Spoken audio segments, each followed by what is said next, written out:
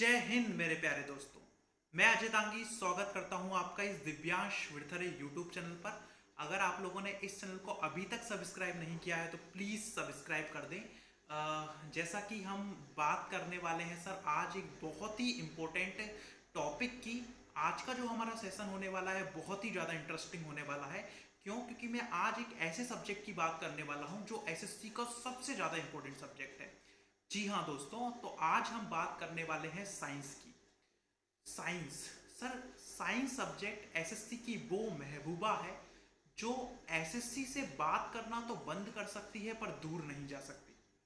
जैसा कि सर मैंने आपको बताया, जैसा कि आपको भी लगता होगा कि हो सकता है कि लास्ट ईयर या इससे पहले साइंस के क्वेश्चन कुछ कम आए हो, तो आप ये सोच रहे हो कि साइंस के क्वेश्चन अब नहीं आएंगे या कम आएंगे, तो आप ये बहुत बड़ी गलती कर रहे हो। सर साइंस एक ऐसा सेक्शन है एसएससी का जिससे एग्जामिनेशन में सबसे ज़्यादा क्वेश्चन पूछे जाते हैं, सबसे ज़्यादा। मतलब अगर आपका 50 नंबर का जनरल स्टडीज़ का सेक्शन है तो उसमें 10 नंबर का जो सब्जेक्ट कवर होता है वो साइंस कवर होता है सर। तो जाहिर सी बात है, अगर एक सब्जेक्ट आपको 10 नंबर दे रहा है तो वो सब्जेक्ट आपके लिए बहुत बहुत ज़्यादा जरूरी है। पर दिक्कत की बात इस सब्जेक्ट के साथ ये है कि कई सारे लोग, कई सारे बच्चे जो साइंस बैकग्राउंड से नहीं होते उनको इस सब्जेक्ट को पढ़ने में बड़ी परेशानी होती है। और कई सारे बच्चे जो साइंस बैकग्राउंड से भी हैं, कई सारे बच्चे जो साइंस बैकग्राउंड से भी हैं, तो होता क्या है एसएससी के एग्जामिनेशन में कि फिजिक्स और केमिस्ट्री से क्वेश्चन कम पूछे जाते हैं, रादर बायोलॉजी के क्वेश्चन बहुत ज़्यादा हैं। तो उनको भी बहुत समस्या होती है क्योंकि बायोलॉजी से बहुत कम बच्चे क्या होते हैं आपके एग्जामिनेशन वगैरह में अपीयर होते हैं। तो अगर हम प्रोपोर्शन देखें तो उन बच्चों का ज़्यादा है जो नॉन बैकग्राउंड है, जिनका बैकग्राउंड साइंस से नहीं है या साइंस से भी है तो बायोलॉजी से नहीं है, तो उनको इस सब्जेक्ट में काफ़ी ज़्यादा प्रॉब्लम आती है। तो आज हम बात करेंगे कैसे हम इस सब्जेक्ट को इफेक्टिवली क्या कर सकते हैं, पढ़ सकते हैं, जिससे हमारे मैक्सिमम मार्क्स एग्जामिनेशन में सिक्योर हो जाएं। मैक्सिमम मार्क्स की बात मैं कर रहा हूँ। अगर 10 नंबर की साइंस आती है तो अगर आप ऐसे जो मैं आपको बताने वाला हूँ, जो टॉपिक्स के बारे में आज मैं आपसे बात करने वाला हूँ, वो टॉपिक्स अगर आप अच्छे से कर लेते हो तो डेफिनेटली सर आपके 10 में से 8-9 मार्क्स क्या हो जाएंगे, पक्के हो जाएंगे। क्लियर है चीज? तो हम बात करते हैं सर। अगर मैं बात करूं तो साइंस में 3 कोर सब्जेक्ट्स कवर हैं। पहला है बायोलॉजी, दूसरा है आपका फिजिक्स और तीसरा है आपका केमिस्ट्री। वेटेज के अकॉर्डिंग भी इनका सीक्वेंस यही है। अगर मैं वेटेज की बात करूं तो सबसे ज़्यादा मार्क्स का जो सब्जेक्ट आता है वो बायोलॉजी है। 5 से 6 नंबर का आपका एग्जामिनेशन में बायोलॉजी से क्वेश्चन पूछे जाते हैं। सेकंड नंबर पे फिजिक्स है और तीसरे नंबर पे केमिस्ट्री है। जो क्वेश्चन पूछे जाते हैं वो केमिस्ट्री से वो काफ़ी कम है। सबसे ज़्यादा जो क्वेश्चन पूछे जाएंगे पेपर में वो हैं आपके बायोलॉजी से। ठीक है, तो हम बात करते हैं बायोलॉजी की कि बायोलॉजी को हम किस टाइप से कवर कर सकते हैं और कौन सा मटेरियल हम यूज़ करें बायोलॉजी को पढ़ने के लिए। ठीक है, तो सर सबसे पहली चीज, अगर हम बायोलॉजी को पढ़ने की बात करते हैं तो बायोलॉजी 2 बड़े बड़े सेक्शन से मिलके बना है। एक सेक्शन है आपका जूलॉजी का और दूसरा सेक्शन है बॉटनी का। जूलॉजी वाले सेक्शंस में आप एनिमल्स या हम लोग जो ह्यूमन बींग्स हैं, एनिमल्स हैं, उनको हम कवर करते हैं, और जो बॉटनी वाला सेक्शन है उनमें हम प्लांट्स को कवर करते हैं। क्लियर है चीज? तो ये 2 बड़े बड़े सेक्शन से मिलके आपका बायोलॉजी बनता है। ठीक है, तो सर जो सबसे पहला इंपॉर्टेंट टॉपिक जो आता है बायोलॉजी में पढ़ने के लिए वो आता है सेल। तो सर आप इस टॉपिक को थोरोली पढ़ें। अब बात आती है पढ़ें कैसे, तो सिंपल सी बात है सर, आपको ऊपर ऊपर से पढ़ना है। ऊपर ऊपर से कैसे पढ़ना है कि सेल की खोज किसने की, ठीक है, एनिमल सेल में सेल वॉल होती है कि प्लांट सेल में सेल वॉल होती है, ऐसे आपको पढ़ना है। आपको ज़्यादा डिटेल में नहीं जाना कि कौन सी चीज़ क्या करती है क्या नहीं करती, आपको ऊपर ऊपर से पढ़ना है कि पावर हाउस ऑफ सेल किसको कहते हैं, माइट्रोकॉन्ड्रिया को कहते हैं, पैकेजिंग का कार्य कौन करता है आपका, ठीक है, लाइजोसोम जो सुसाइड बैग है उस वो किसको बोलते हैं, लाइजोसोम को बोलते हैं। तो इस टाइप से आपको ऊपर ऊपर की चीज़ें क्या करनी है, आपकी करनी है। क्लियर है चीज़? तो इस टाइप से आपको जो पहला टॉपिक कवर करना है वो सेल का है। इस टॉपिक से काफ़ी ज़्यादा क्वेश्चन पूछे जाते हैं एग्जामिनेशन में। अब सर हम बात करते हैं बॉटनी की, कि जब आप बॉटनी में जाओगे तो आपको क्या चीज़ें पढ़नी है। सर बॉटनी अगर आप देखोगे, मैं लूसेंट की बात कर रहा हूँ, आप रेफरेंस बुक लूसेंट से ये चीज़ें कवर कर सकते हो, बट अगर आप देखोगे लूसेंट को तो बॉटनी की बहुत सारी उस बुक में दी गई हैं। आप इन किसी भी चीज़ को आपको नहीं पढ़ना है, आपको सिर्फ जो फैक्ट इंपॉर्टेंट है उनको आपको पढ़ना है। जैसे कि आपको पढ़ना है कि एल्गी कौन सी इंपॉर्टेंट एल्गी हैं। ल्यूमिनेरिया जो है वो क्या है आपका, ठीक है, आपका एनाबीना नोस्टक है क्या, एल्गी है, इसका काम क्या है, थोड़ा बहुत तो जो इंपॉर्टेंट चीजें हैं बस आपको वो पढ़नी है। आपको इनका क्लासिफिकेशन नहीं पढ़ना है, आपका थैलोफाइटा का है क्या है, बैरोफाइटा क्या है, ये चीजें आपको बिल्कुल भी नहीं पढ़नी है। आपको जो चीजें पढ़नी है वो सिर्फ फैक्ट पढ़नी है। जैसे कि बॉटनी में एक और चीज जो सबसे ज्यादा इंपॉर्टेंट हो जाती है वो ये हो जाती है कि बनाना क्या है, सर्व है। इस टाइप से क्वेश्चन बहुत आते हैं आपके, कि पोटेशियम प्याज में कौन सी चीज पाई जाती है, पोटेशियम पाया जाता है आपका। जो क्लॉब है, क्लॉब मतलब जो आपकी लौंग है वो क्या है, आपकी एक फ्लावर बर्ड है। तो जो फैक्ट हैं आपके, जो इंपॉर्टेंट फैक्ट्स हैं आपको वो आपको यहाँ से कवर करने हैं। जैसे जाइलम हो गया, अब जाइलम किस टाइप का एक टिश्यूज है जो किसका ट्रांसपोर्टेशन करता है, आपका वाटर का ट्रांसपोर्टेशन करता है, लिक्विड पदार्थों का ट्रांसपोर्टेशन करता है। जो फाइलम है वो किसका ट्रांसपोर्टेशन करता है, वो फूड का ट्रांसपोर्टेशन करता है। तो ऐसे कुछ फैक्ट्स को आपको पढ़ना है और आपको बॉटनी को बिल्कुल भी डिटेल में नहीं करना है। कुछ इंपॉर्टेंट हार्मोन्स हैं, प्लांट हार्मोन्स, उनके भी आपको एक एक फैक्ट याद करना है। जैसे ऑक्सिन का प्रयोग हम किस में करते हैं, एथिलीन का प्रयोग किस में होता है, एक एक दो दो फैक्ट। तो जब भी आप बॉटनी को पढ़ें तो बॉटनी में जो इंपॉर्टेंट फैक्ट हैं उनमें एक दो पेज में आपके पूरे फैक्ट कवर हो जाएंगे। इंपॉर्टेंट फैक्ट वो आप निकाल कर रख लें। तो इस टाइप से आपकी बॉटनी वाला जो सेक्शन है वो पूरी तरीके से क्या हो जाता है, आपका तैयार हो जाता है। क्लियर है, एक दो पेज में आपकी पूरी बॉटनी तैयार हो जाएगी। आपको कुछ भी करने की जरूरत नहीं है कि यार डिटेल में आप बैरोफाइटा, थैलोफाइटा, फलाना फाइटा, ये चीजें आपको बिल्कुल भी कवर करने की जरूरत नहीं है। आप सिर्फ फैक्ट्स पर फोकस करिए, जे इंपॉर्टेंट जो फैक्ट है उनको आप पढ़िए, ठीक है। जैसे कि जो लाइकिन होते हैं वो क्या होते हैं आपके, जहाँ पर पॉल्यूशन होता है वहाँ पर कौन से प्लांट्स ग्रो नहीं करते, लाइकिन ग्रो नहीं करते। तो इस टाइप की चीज़ें आपको फैक्ट से क्या करनी है, पढ़नी है। तो इस टाइप से आप देखोगे कि आपकी बॉटनी जो है वो एक या दो पेज में क्या हो जाएगी, आपकी खत्म हो जाएगी। फिर हम बात करते हैं जूलॉजी की, जो कि बायोलॉजी का सबसे इंपॉर्टेंट कंपोनेंट होता है और सबसे ज़्यादा क्वेश्चन इस वाले सेक्शन से पूछे जाते हैं पेपर में। तो इस वाले सेक्शन में जो पहला टॉपिक आता है आपका, जो सबसे इंपॉर्टेंट भी है आपका, वो है सर आपका ब्लड। कौन सा सेक्शन है आपका, ब्लड। ब्लड से बहुत सारे क्वेश्चन पेपर में पूछे जाते हैं। पहला क्वेश्चन है कि ब्लड बनता कैसे है, ठीक है, ब्लड है क्या आपका, ब्लड की पीएच वैल्यू कितनी होती है, 7.4। तो इस टाइप के क्वेश्चन आपको तैयार करने हैं। ब्लड बनता कैसे है, प्लाज्मा से बनता है, और ब्लड कार्पेसल्स से बनता है। अब ब्लड जो कार्पेसल्स हैं वो कितने टाइप की होती हैं, WBC, RBC, ब्लड प्लेटलेट्स। आपको यहाँ पर याद करना है, आपको यहाँ पर इन चीज़ों पे फोकस करना है कि इनका निर्माण, इनका फॉर्मेशन कहाँ पर होता है, इनकी एज कितनी होती है। तो ब्लड से कई सारे क्वेश्चन पेपर में पूछे जाते हैं। तो आप एक सेक्शन को कवर करोगे जिसका नाम है ब्लड। ब्लड के ही साथ आप दूसरे सेक्शन को कवर करोगे, that is called heart. Blood का, हार्ट का जो काम है वो मेनली किससे रिलेटेड है, ब्लड को प्यूरिफाई करने से रिलेटेड है। तो आप इसके साथ ही एक टॉपिक को तैयार करोगे जो टॉपिक किससे रिलेटेड है, आपका हार्ट से। और हार्ट के टॉपिक में भी जो आपको सबसे ज्यादा फोकस करना है वो फोकस करना है आपको हार्ट की जो आपकी आर्टरी और बीन्स हैं उन पे फोकस करना है।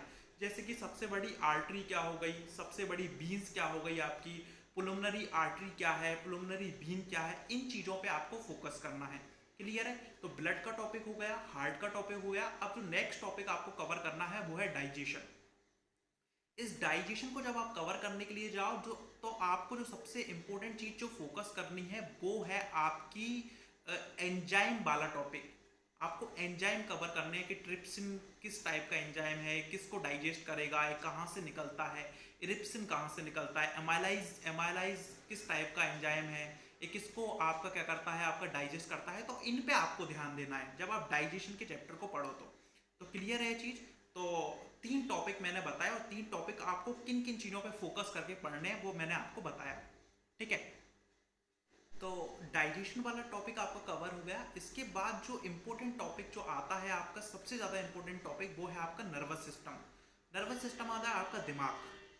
जब आप अपने दिमाग को पढ़ो तो आपको यहाँ पर इंपॉर्टेंट टॉपिक मिलेगा टाइप्स ऑफ ब्रेन, जैसे सेरिब्लम का फंक्शन क्या है, सेरिब्रम का फंक्शन क्या है, हाइपोथैलेमस का फंक्शन क्या है, आपको ये चीज़ें थोड़ी बहुत पढ़नी है। इसके बाद एक इंपॉर्टेंट टॉपिक आता है ग्लैंड्स का। इस टॉपिक को आपको थोरोली क्या करना है, आपका पढ़ना है। तो ये 4-5 टॉपिक आपको जूलॉजी को कवर करने हैं अच्छे से। इन टॉपिक्स को आपको क्या करना है, थोरोली पढ़ना है। इन टॉपिक से काफ़ी ज़्यादा क्वेश्चन पेपर में पूछे गए हैं। और ध्यान रखना, कोई भी चीज़ को आपको डिटेल में नहीं पढ़ना है, आपको सब सिर्फ ऊपर ऊपर के जो फैक्ट्स हैं वो आपको यहाँ पर पढ़ने हैं। बॉटनी के 2 पेज मैंने आपको बताया किस टाइप से तैयार करने हैं। जूलॉजी के मैंने आपको कुछ इंपॉर्टेंट टॉपिक्स बताए, वो आपको पढ़ने हैं। अब बारी आती है कि जो रेस्ट ऑफ द बायोलॉजी है, जहां से बहुत सारे क्वेश्चन आते हैं, हम उनको कैसे करें। तो सर अब बारी आती है, कुछ चीजों को आपको कॉपी में लिखकर चिपकाना है। क्या करना है, कॉपी में लिखकर चिपकाना है। ऐसा आपको क्यों करना है कि कुछ चीजें हैं जो आपको भरसक रटनी पड़ेंगी। क्या करनी पड़ेंगी, रटनी पड़ेंगी। अब रटने के लिए आपको उनको रोज रोज पढ़ना पड़ेगा।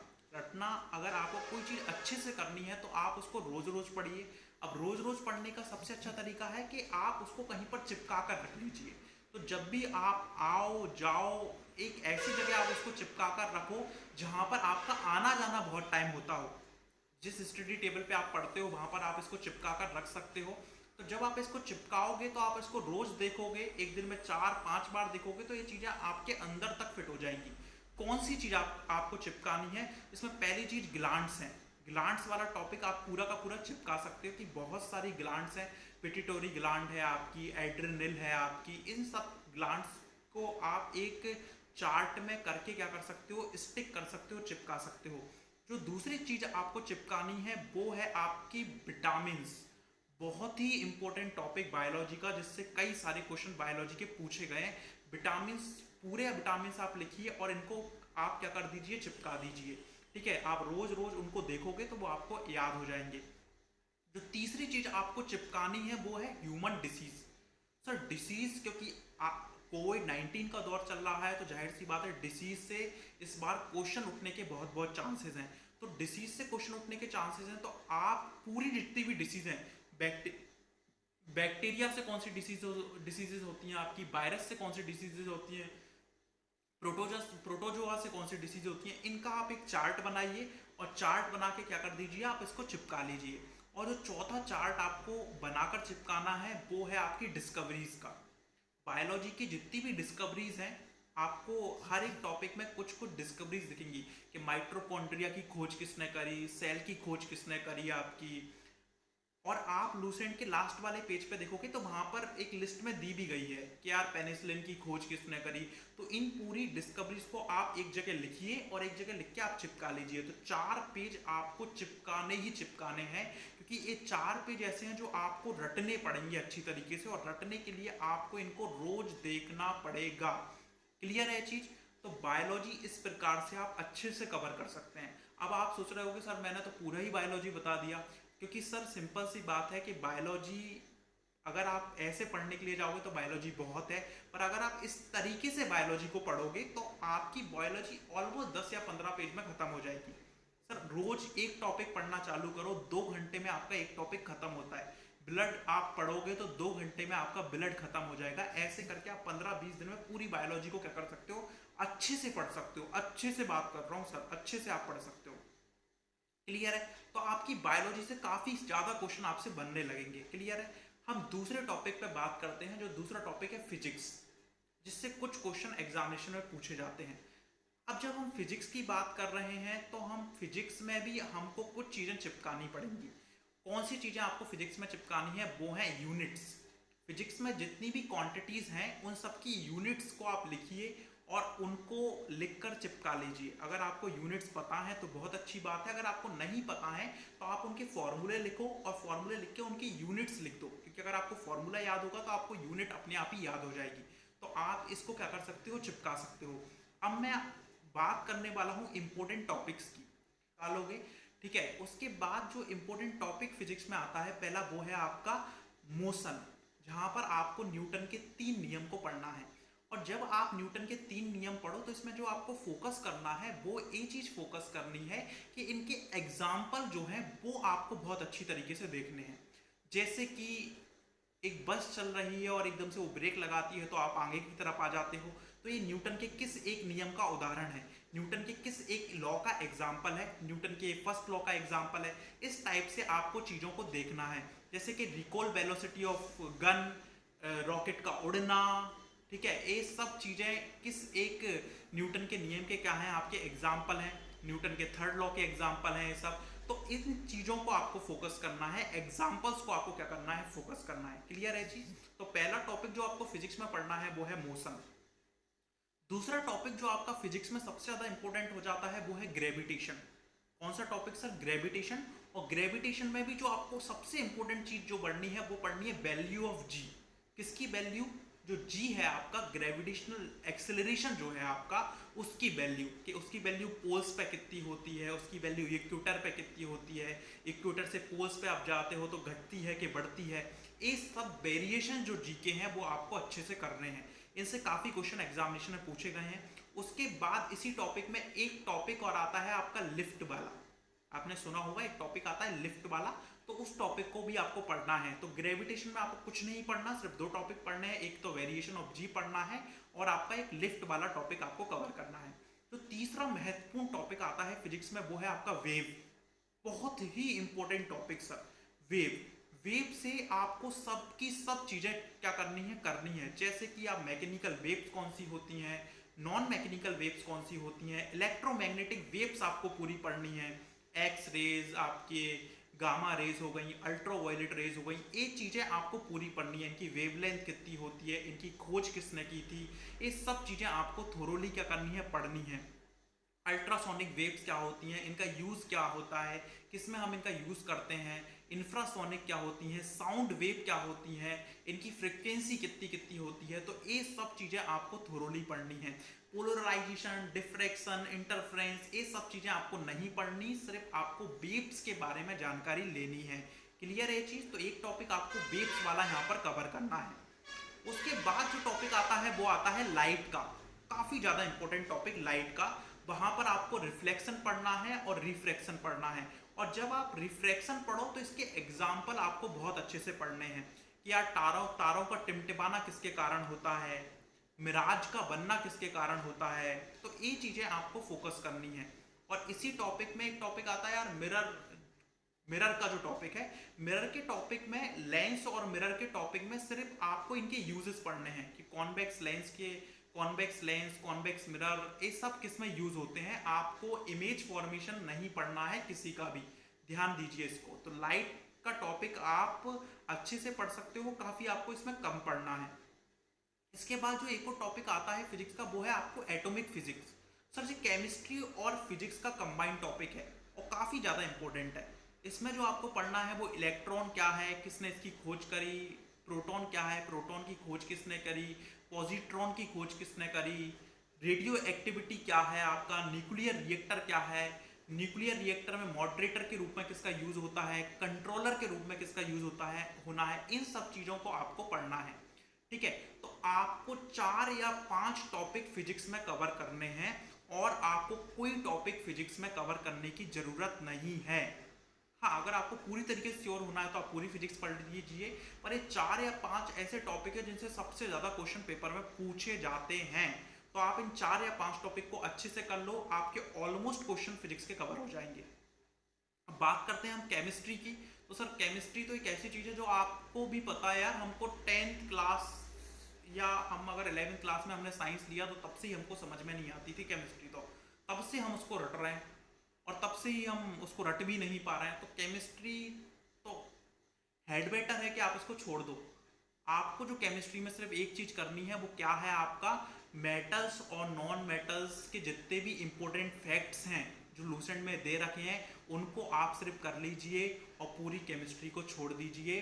केमिस्ट्री का एक वीडियो में आप केमिस्ट्री को लेकर मैं एक वीडियो आपका बना दूंगा जिसमें जितने भी इंपॉर्टेंट फैक्ट हैं केमिस्ट्री से रिलेटेड मैं वहां पर आपके पूरे करवा दूंगा।